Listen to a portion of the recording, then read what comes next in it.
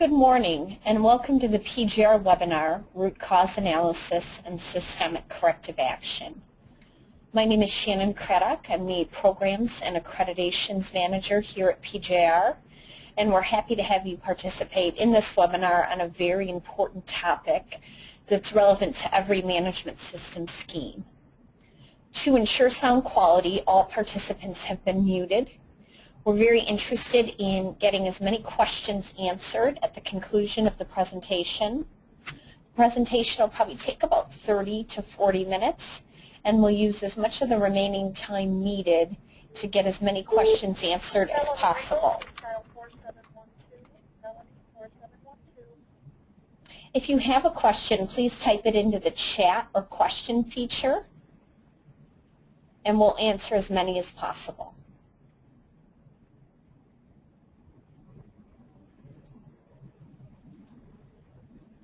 So today we're going to talk about why we're doing this, why we selected this particular topic. And then we'll start to break apart the constituent parts of a corrective action request. We'll talk about a properly written audit finding. We'll talk about actions taken to correct, which are containment actions and corrections. We'll talk about root cause analysis, and we'll focus on the why technique as a problem-solving technique. We'll talk about corrective actions or actions taken to prevent recurrence. And we'll talk about preventive actions or actions taken to prevent occurrence of an issue in the first place. And then we'll talk about the importance of corrective action verification activities.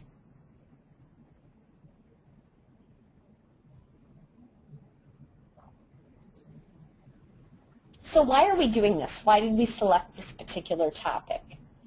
We want your organization to improve. We're firm believers that there should be a strong correlation between third-party audit performance and an organization's quality record with its customers. So if your quality record is very poor with your customers in terms of your on-time delivery, on-quality performance, our audits should unearth that as well. If there's a problem with your management system in the eyes of your customers, our auditors should not be writing zero nonconformities. The purpose of a management systems audit isn't to try to convince your auditor to write as few findings as possible. It's to accept those findings that are valid and take systemic corrective action for each and every instance found. And that's how we get to see the strong correlation between third-party audit performance and an organization's quality record with its customers. So let's begin by talking about the constituent parts of a corrective action request, starting with the audit finding. An audit finding needs to have three distinct parts if it's written well. The statement of nonconformity, which gets the organization or the problem solver to focus on the big picture issue.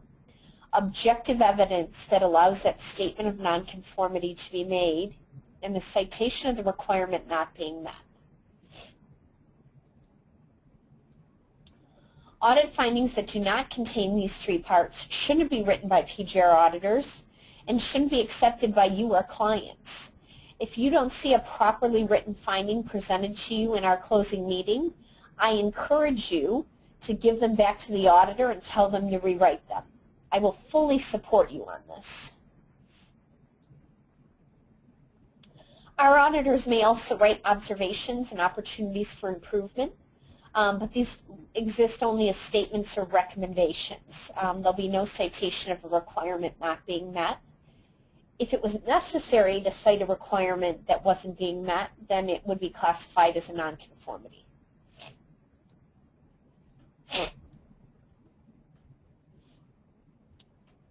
So let's talk about the statement of nonconformity. Often the nonconformity that's recorded is not the problem, but a symptom of the problem, and this is the issue. We need to express the problem as an issue with the system. If it's expressed in terms of a person or a specific incident, it's at the symptom stage, and we want to avoid that. And I see both internal and third-party auditors make this mistake.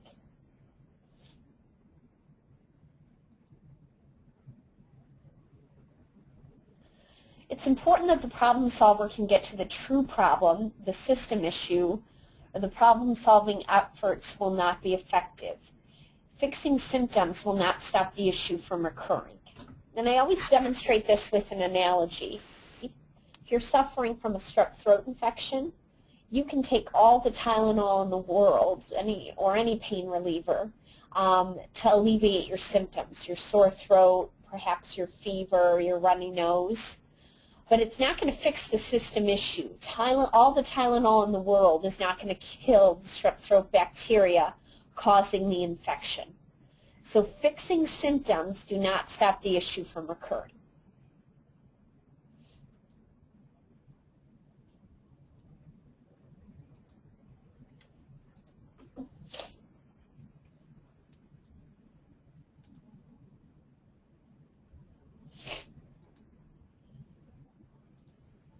A well-written nonconformity should also stand the test of time. Your organization should be able to look at nonconformities written years ago and understand exactly what the problem was.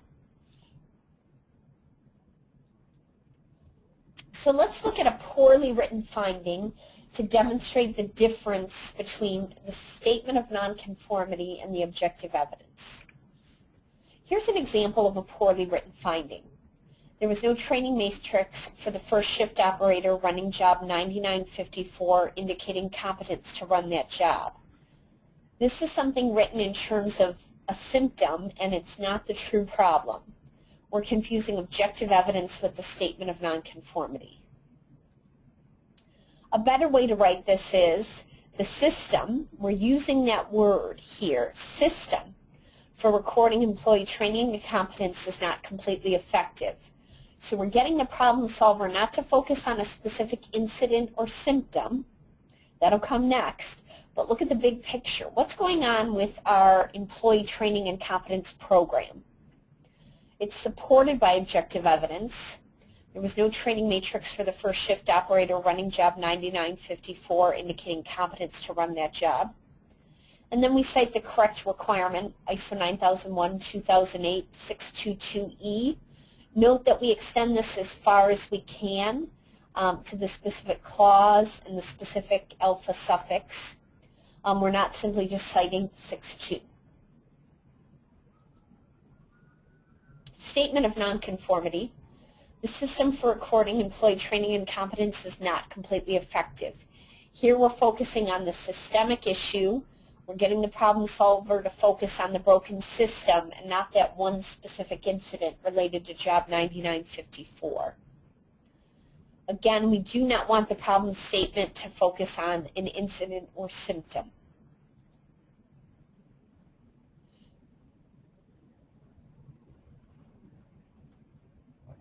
Here's another example of a poorly written finding.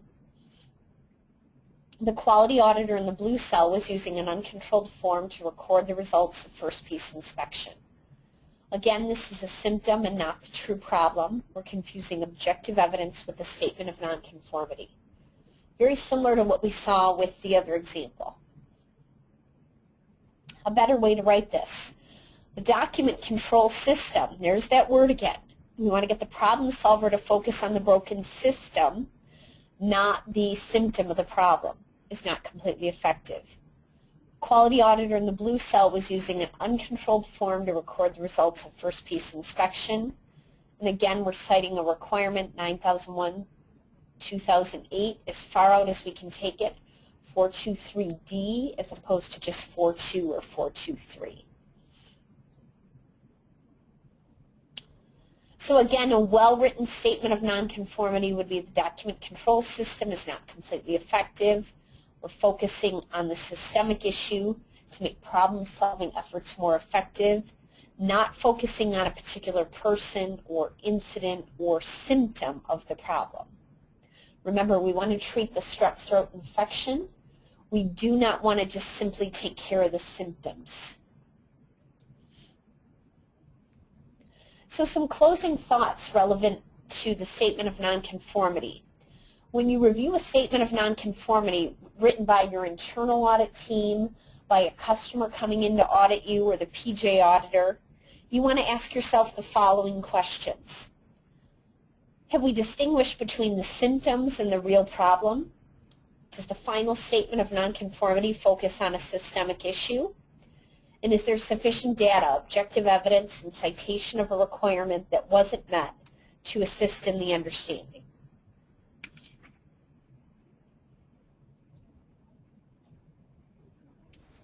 PGR has an internal document relevant to our auditors only called Advisory 3 that requires all auditors to document any non-fulfillment of a requirement as a nonconformity. In fact, the exact language in this advisory tells them it's absolutely inexcusable not to do so. Not documenting a finding that exists and forcing the customer to take corrective action really leads to no benefit for the auditee, and it contributes to the diminishment of the integrity of management system certification and the standard itself.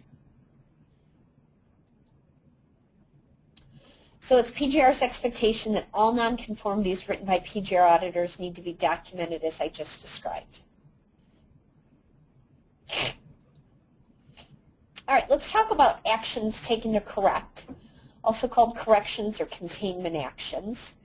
The distinction is that containment actions are typically taken with regards to product conformity issues. In a general sense, corrections and containment actions are actions taken with respect to the symptom or incident, so they're incident-specific actions. They're very important and should be taken as soon as possible to stop the symptoms from persisting. Sometimes customers will mandate that this is implemented within 24 to 48 hours, especially for product containment issues. So actions taken to correct simply often take two forms. We calibrated the gauge that wasn't calibrated, or we controlled the form that was found to be uncontrolled, or adding a layer of inspection to catch any further occurrence of the issue. The problem is that when you add a layer of inspection to a management system, you're adding costs, not value. Later we're going to learn that if a corrective action is properly identified and implemented, then costly added inspections should be able to be removed from your system. Containment actions or corrections should be very specific. So in our first example, an appropriate correction would be the training matrix for the first shift operator running job 9954 was updated to reflect his competency to run the job unsupervised, or all copies of the uncontrolled form the quality auditor in the blue cell was using were destroyed.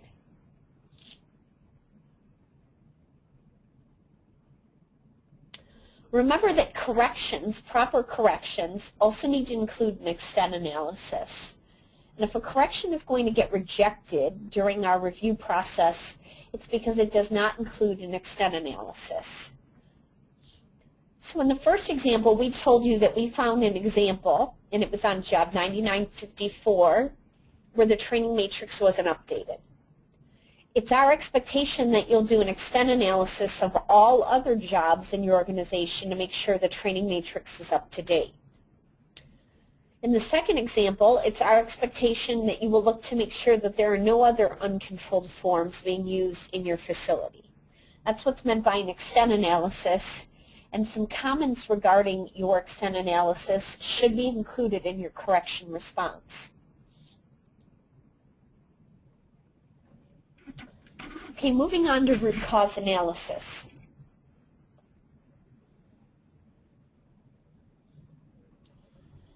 The most common mistake is that many CARs will restate the incident for the root cause analysis. This is never acceptable, and it's the most common reason for rejection of a corrective action response provided by our clients.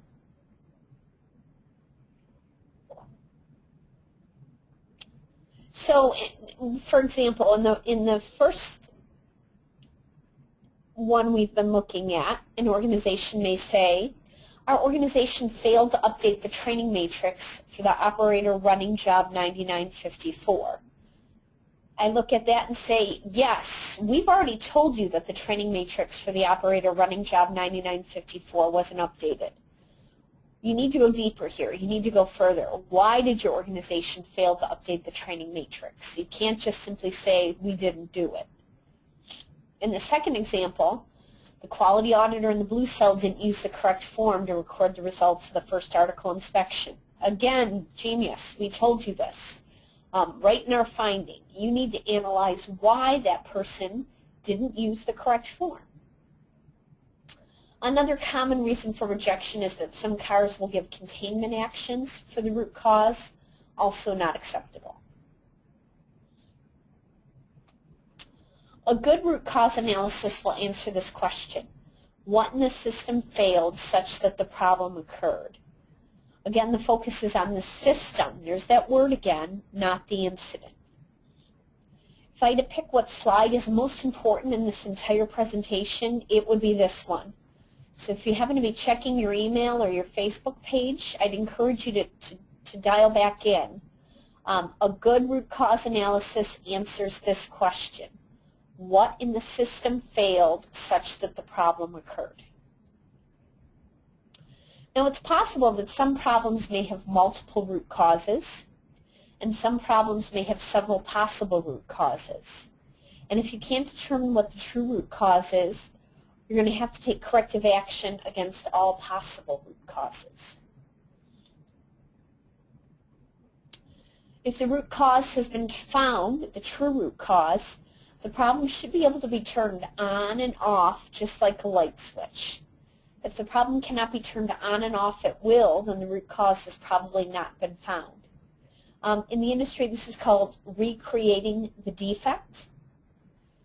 So if you think you've determined that the root cause is, for example, the packaging that's used, it allows left-hand parts to be packed in right-hand boxes, and you error-proof the packaging and the problem does not recur, you can have some confidence that you've turned the problem off, just like the light switch, and you probably have the true root cause. There are many different techniques for root cause analysis. Is not the Ishikawa or fishbone diagram, and the 5 why or the why technique. Sometimes this takes just 3 whys, sometimes it may take more than 5 whys.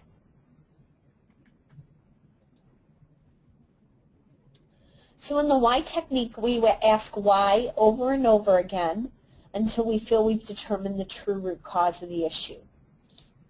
So let's take a look at our the first problem we've been following through this webinar.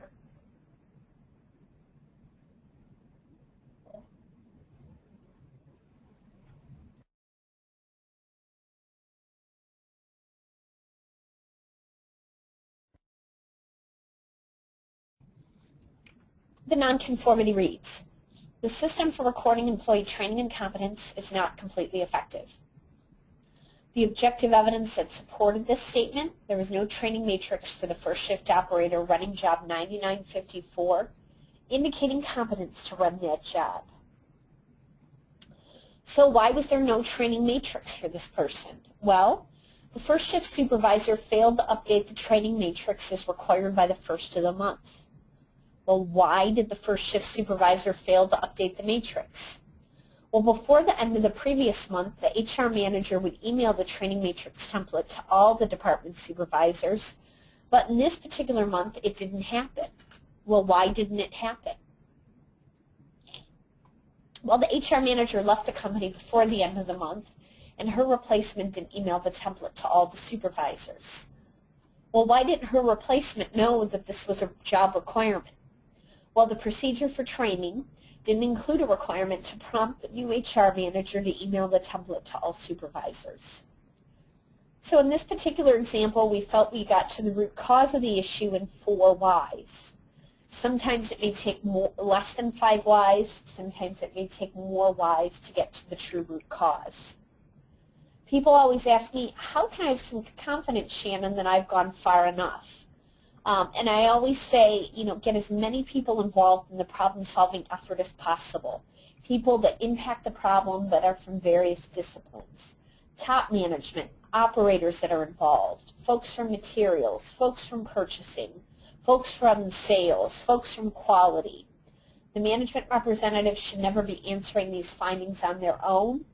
The more perspectives you bring to your problem-solving meeting, the more thorough your analysis is going to be.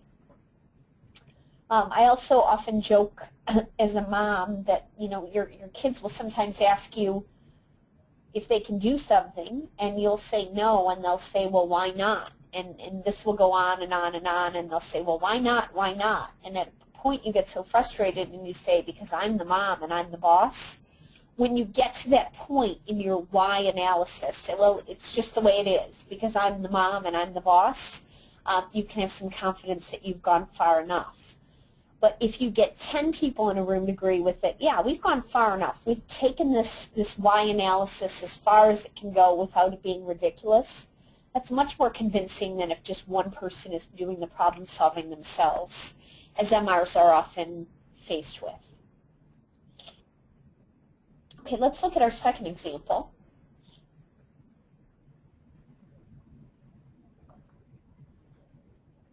The document control system is not completely effective.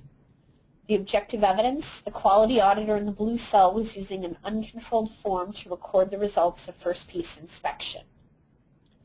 Well, why was that person using the wrong form?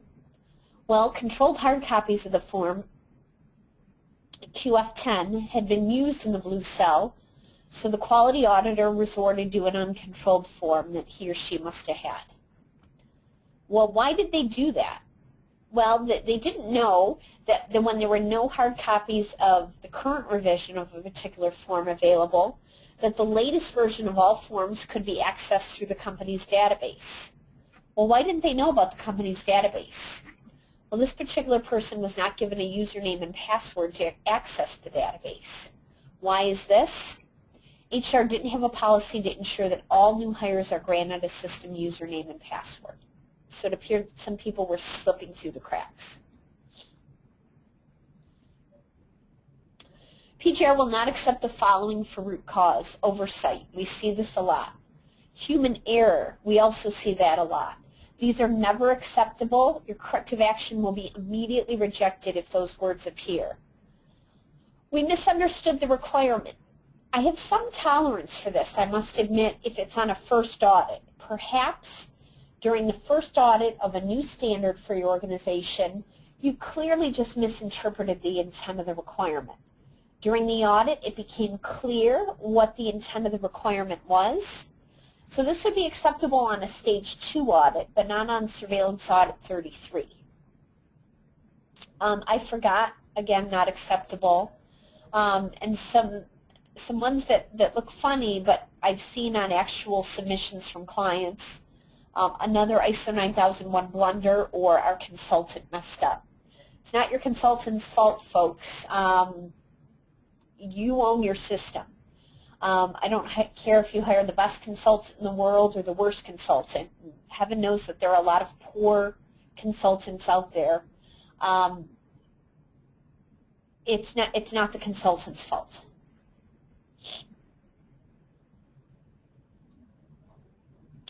Okay, so let's move to a discussion now that we've covered root cause, a discussion of corrective action.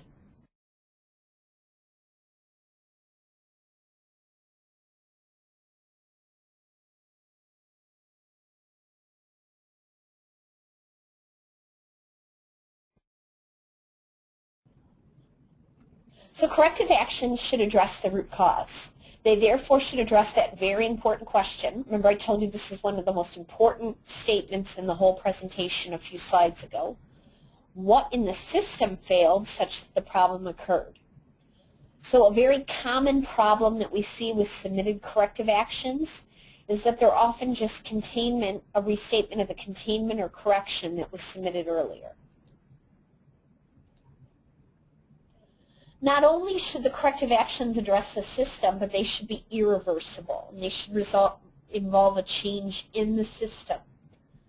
Training by itself is generally not a system change. Chances are you did some training in the beginning.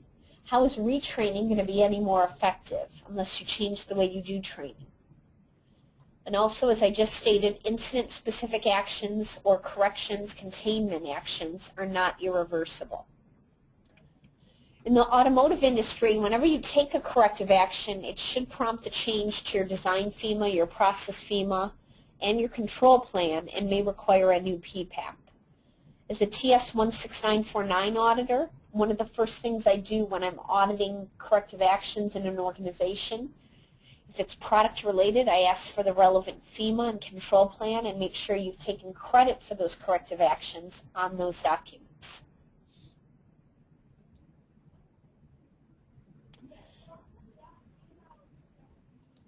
There should be at least one corrective action for each root cause that was identified, and subsequent data should show that the problem has 100% disappeared.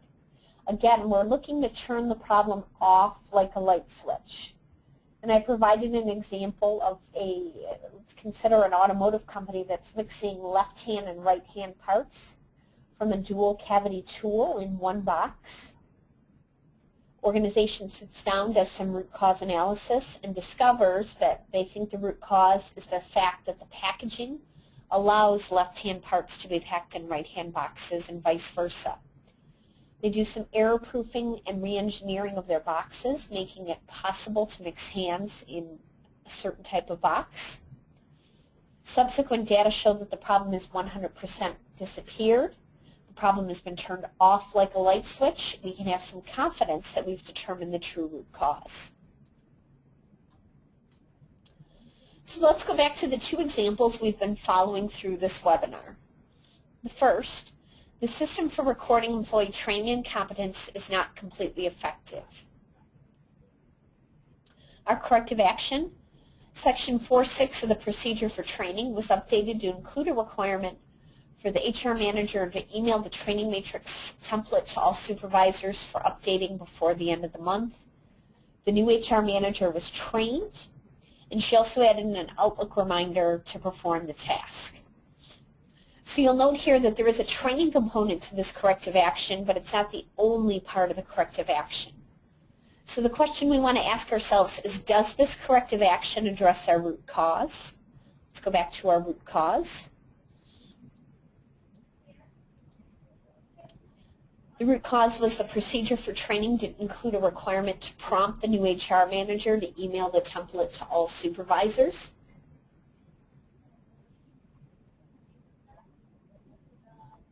Does our corrective action address this root cause? Yes, it does. Now the procedure has been updated. So we are, with this corrective action, addressing the root cause.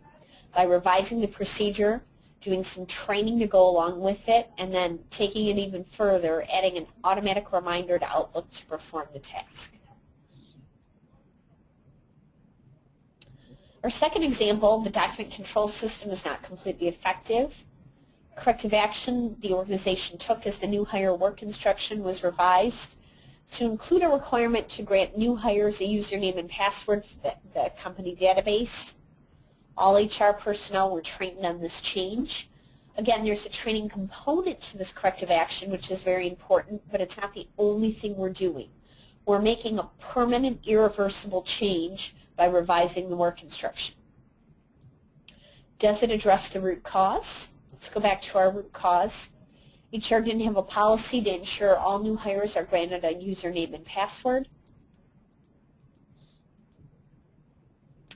The HR work instruction was revised to include a requirement for this. So this corrective action does address the root cause. Okay, let's move on to preventive actions. Preventive actions are going to answer one of two questions. What other systems exist that might have the same root cause present? Or what systems could I have had in place that would have prevented this from occurring in the first place?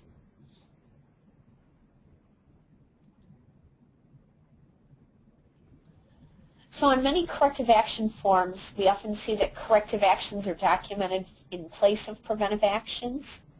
Remember that preventive actions address the future, not the past. So what could still happen, not what did happen. So when you're implementing a preventive action, you're not taking care of a problem that has already occurred. You're trying to prevent something from occurring in the first place. They should also address the system and not a specific incident. because again, a specific incident would not have occurred. And they involve changing the system to prevent future problems. So when we're auditing your organization, what we're looking for is a proactive process with inputs from multiple sources.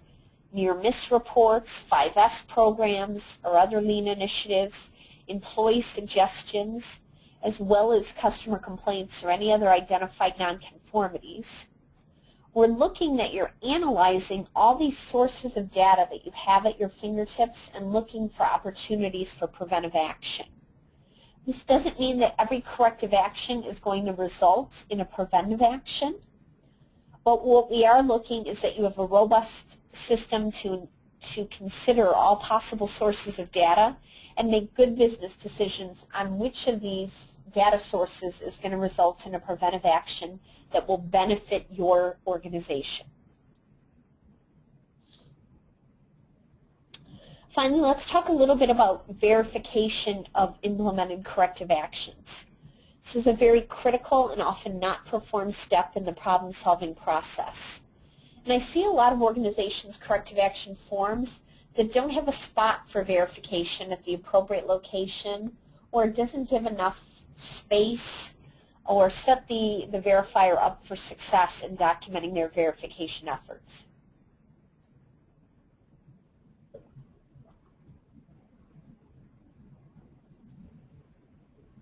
So when you're doing a verification, the following should be verified: that the containment actions or corrections have been implemented, proper root cause analysis was performed, we can turn the problem off like a light switch, irreversible systemic corrective actions have been implemented that address the root cause, so we're looking for something other than just training. Containment actions or corrections that are of the form of a costly added layer of inspection have been removed, because if your corrective action is truly addressing the root cause, you're going to prevent occurrence of the problem in the first place, so you do not need that added layer of inspection, and that you've considered the idea for a possible preventive application as well.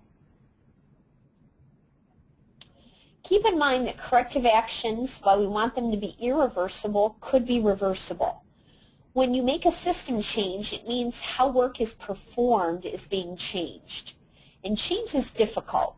Systems tend to return to where people feel comfortable. So when you're doing a verification, continue to verify the actions more than once, even if you get positive results on the first verification. Don't be so eager to close that issue on the log. Of course, 1 week after, people are still going to be following the new revised process. But 6 months later, 12 months later, are they still going to be following the revised process? Data show that a corrective action should be held open for 18 months in order to ensure that the corrective action is functioning appropriately and that the system change is irreversible. PGR auditors no longer look at root cause, correction, and corrective action while they're on site. We do, however, verify the effectiveness of previous corrective actions while we're on site, so those from the prior audit. I'd like to acknowledge that partial slide content was provided by the IAOB, the International Automotive Oversight Board. And we'll now open the floor up to any questions or comments that you may have. Again, all participants have been muted to ensure sound quality, so please type your questions into the question or chat feature. I'm going to screen them and attempt to answer as many of them as possible.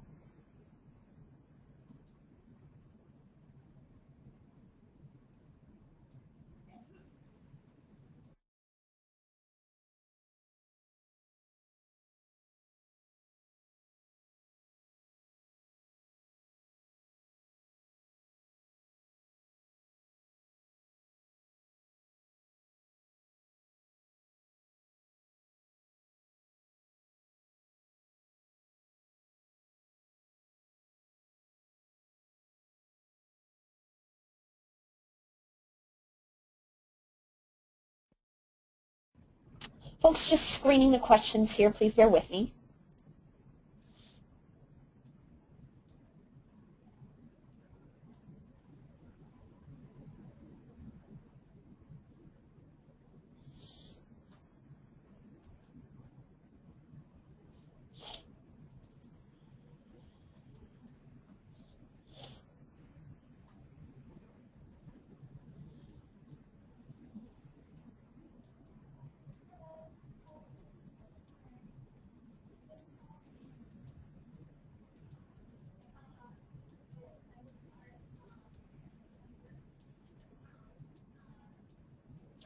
Getting a lot of questions about the slides and the recorded audio. These will be available for download from our website, www.pjr.com, shortly after today's presentation.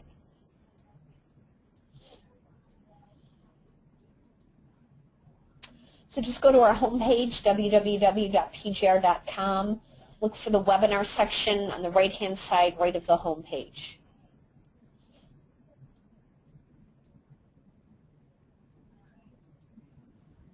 Getting a question, why leave a car open for 18 months? I want to be very clear on what I meant here. The intent is that if you get a positive result when you're verifying a corrective action the first time, don't be so eager to close it on your log. Studies have shown that it takes 18 months for a system change to become permanent. So you may make a decision to close it after 3 months or 6 months, but don't be so eager to close it after the first positive verification. How often should verifications be carried out? Depends on the nature of the issue. Sometimes you may have to do 4 or 5 verifications to have confidence that the problem will not recur and the corrective action is functioning effectively.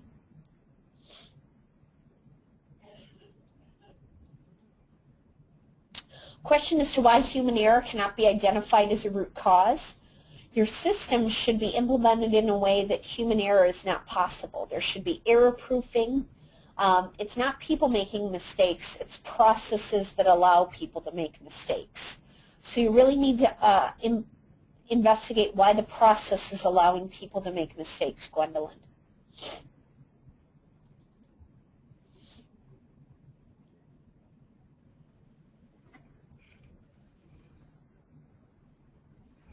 Got a question on if a root cause is necessary for a preventive action. And if you look at 853 of the standard, it's going to tell you determining potential nonconformities and their causes.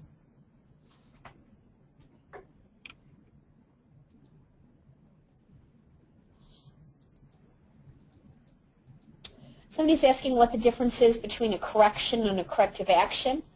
A correction is an action taken to address the symptom of the problem. The corrective action addresses the root cause, what in the system failed such that the problem occurred. You can implement corrections all day long, but they will not stop the problem from recurring. So your corrective action addresses your root cause.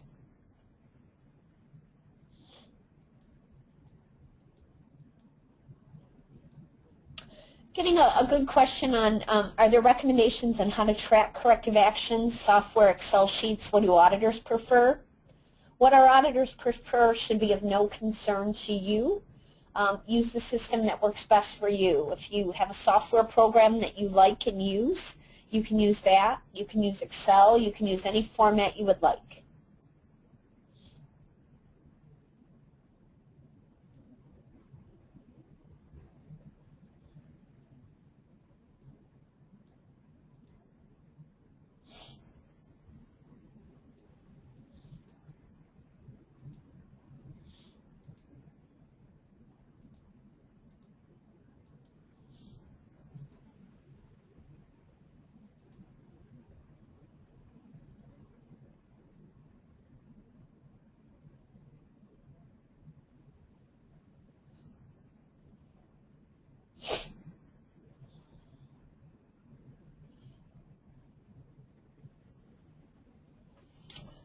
I've got somebody saying that they work for a distributor between a vendor and a customer.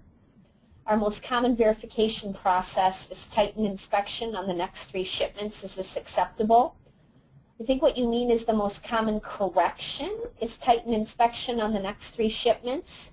Sure, that added layer of inspection, tighten inspection on the next 3 shipments, may be an acceptable correction, but it's not an acceptable corrective action. You need to determine the root cause and then take a corrective action to address that root cause, Jesus.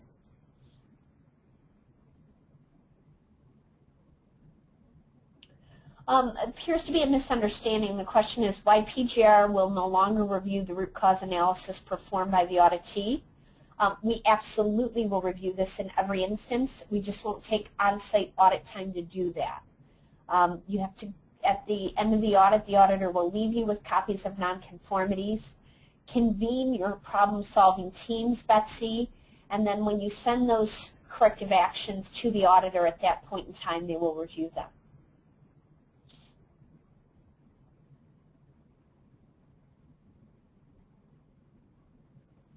Getting a lot of questions on my 18-month comment. Again, I'm just saying what statistics show. People and systems take about 18 months to really get implemented and for it to become ingrained in corporate culture. Please do not interpret this as saying that you now have to keep every car open on your log for 18 months. What I do not want you to do, however, is just close it because you get positive results when you do your first verification 1 week after the corrective action is implemented. I have somebody saying that they were cited, and I don't know if that means keeping a by the auditor writing a nonconformity because they kept a car open too long on their log in order to verify effectiveness. Charlene, I would have challenged you to dispute that finding.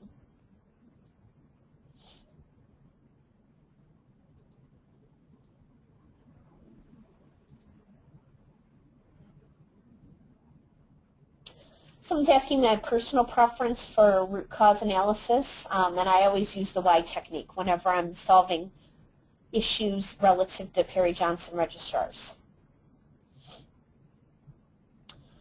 Good question.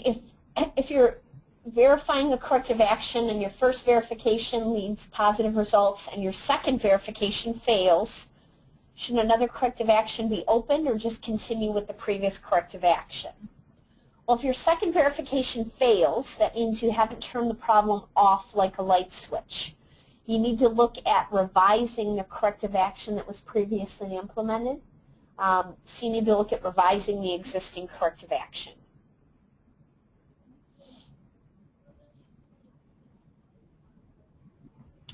Again, it appears to be a lot of confusion about the 18 months. I'm seeing a question.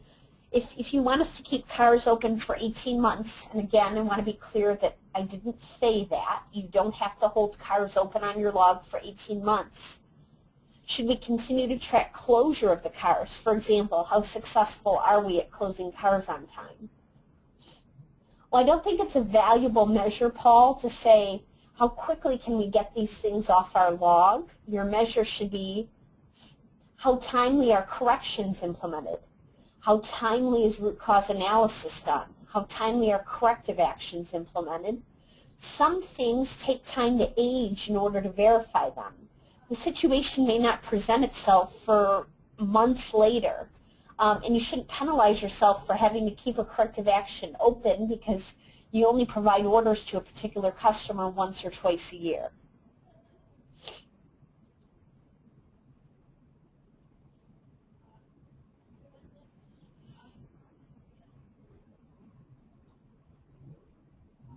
An 8D form can always be used, James, in problem solving. Getting another question, Teresa, it's not frowned upon for cars to be open longer than 3 to 4 months. No, Teresa, as long as the only reason they're open is because of your verification efforts. If the corrective action isn't implemented, that potentially could be a problem. But if you're keeping it open to verify it, that's not an issue.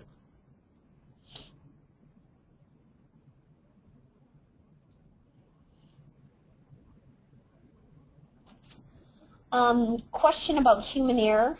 If the incident is the result of a manual transition of data from one source to the other, so someone's manually maybe entering data from one database to another, what would be a suitable solution other than adding inspection, which is also a negative?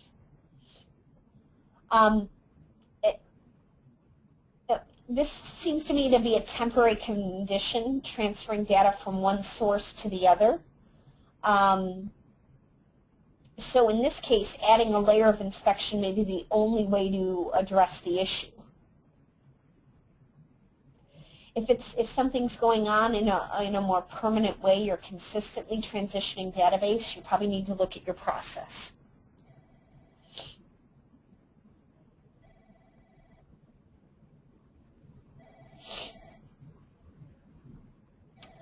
Somebody's saying that many of our nonconformants are directly attributed to the chemist not carefully reading a document method. How would this be solved without training being the main component? Certainly, Amy, training needs to be a component to that corrective action response. Are you giving a test after the training to make sure the training's effective? That would be something that should be added to your corrective action response.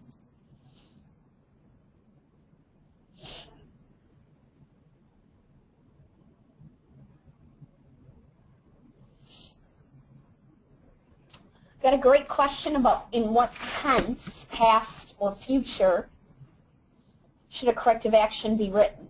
It's going to depend on the standard. For example, for aerospace or TS, there are some requirements that corrective actions have to be in the past tense.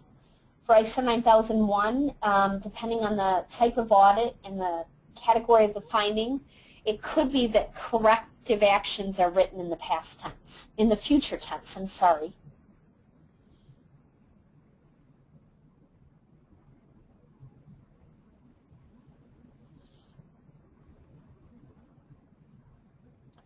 A list of upcoming webinars, Steve, is available on our website.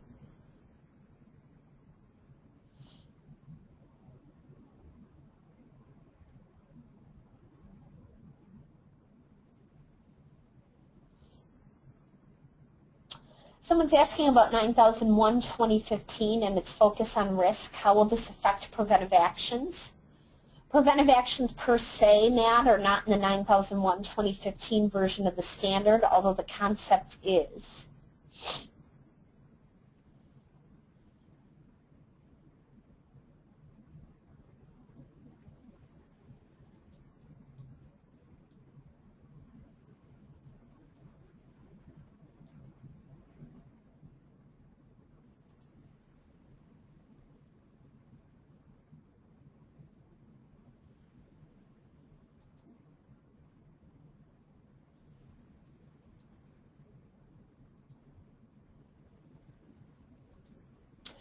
Bear with me, folks, just screening the questions to see which ones might be the most relevant.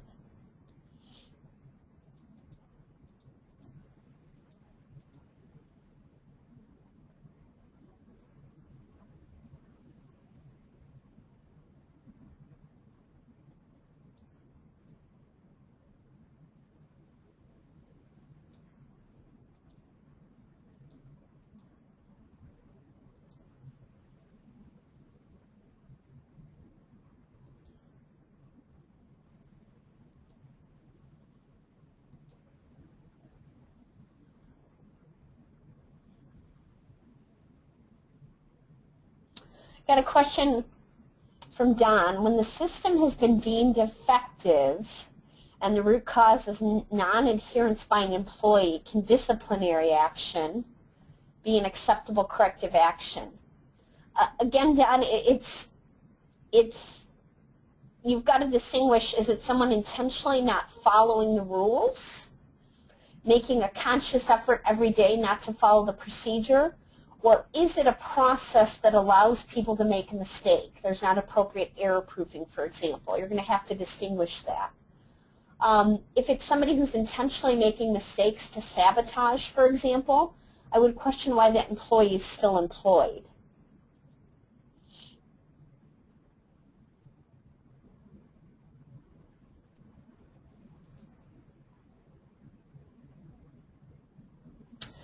Someone's asking when Perry Johnson will offer lead auditor training for the new standard.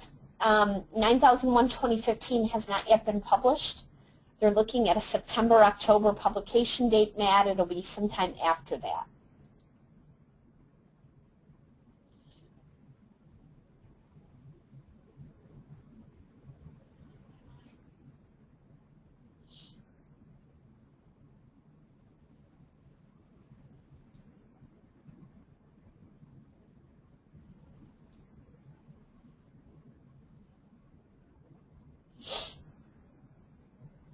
Sherry's asking, what's a good measurable for corrective actions to see if the process is effective? Sherry, I think what you're asking is, what's a good way to monitor the corrective action process for effectiveness? again, I think an inappropriate measure would be getting things closed off our log as quickly as possible. Again, that prompts you to close things if you get a positive verification result the first time, and I think you should keep things open until you get positive verification results a few times.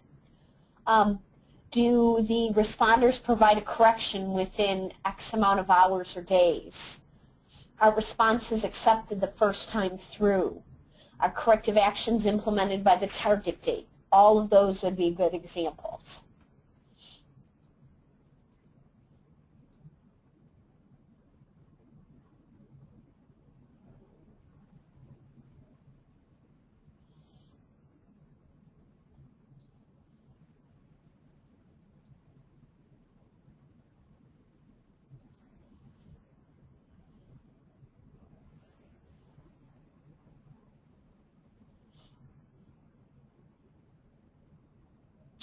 Getting a question from Lindsay if PGR does lead auditor training.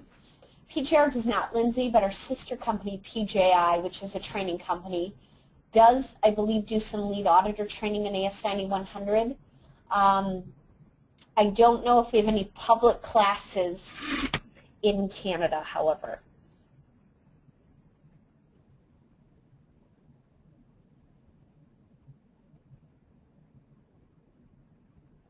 Great question from Jason. It looks like the same nonconformance against record control from last year's audit was found again on this year's audit.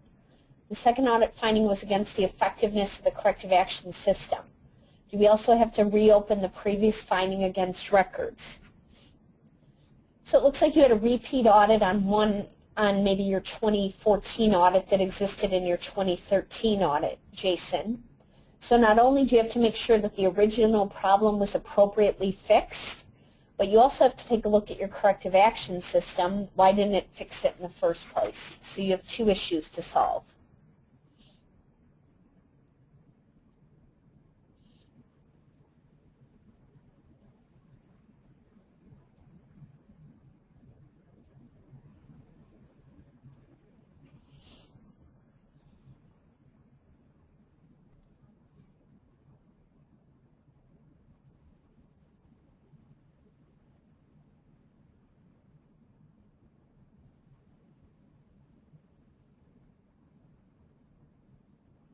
Again, just waiting to see if there's any other questions that might be relative to the large group that come up.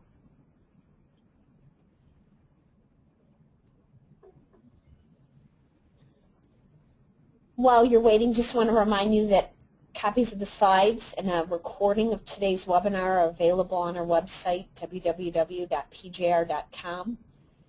And it's there where you'll also find information on subsequent webinars.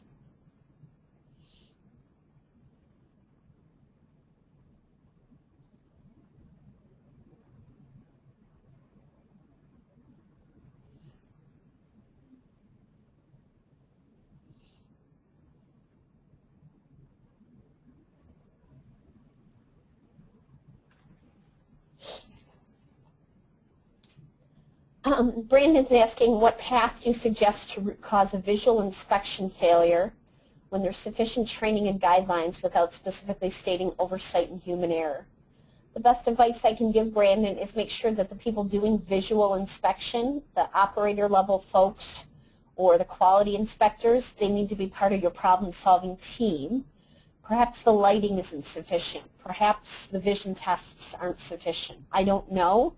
I can't speculate as to the root cause, only suggest techniques. Certainly making sure these people are part of your problem-solving team is important.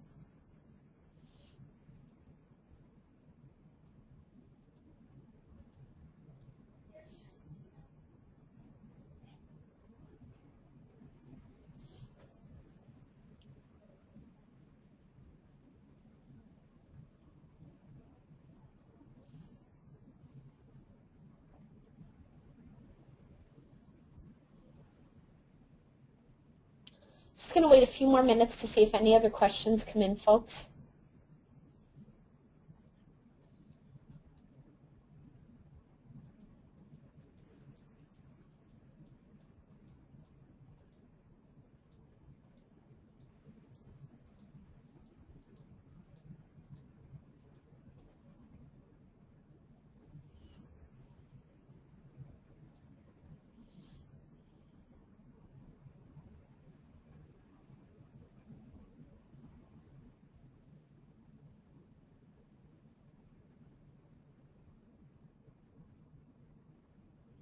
Okay, there appear to be no more questions. I hope you found today's webinar informative. We look forward to having you on future webinars. Thank you for your time today.